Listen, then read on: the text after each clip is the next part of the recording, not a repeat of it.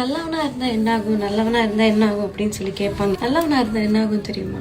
ஒரு point of டைமுக்கு மேல நிம்மதியா இருக்கும். நம்ம மனசுல எந்த ஒரு பாரம் இருக்காது. யாருக்கு நம்ம எந்த கெடுதலும் பண்ணல, நம்மளால யாரோட லைஃபும் ஸ்பாயில் ஆகல. அப்படிங்கும்போது ரொம்ப நிம்மதியா இருக்கும். இந்த நல்லவனை நிறைய பேர் ஏமாத்துவாங்க. அது எப்படி தெரியுமா?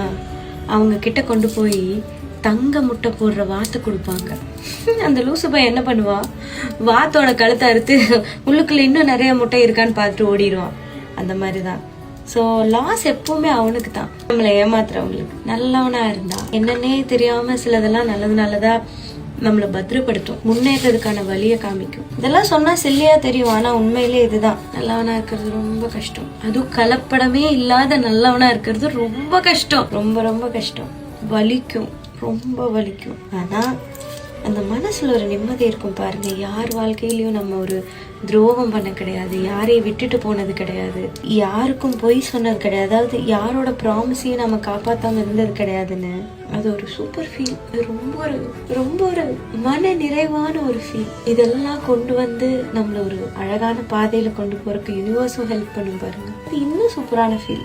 கஷ்டம், பட் இந்த ஃபீலுக்காக அதை பண்ணலாம். நல்லவனா இருக்கலாம்.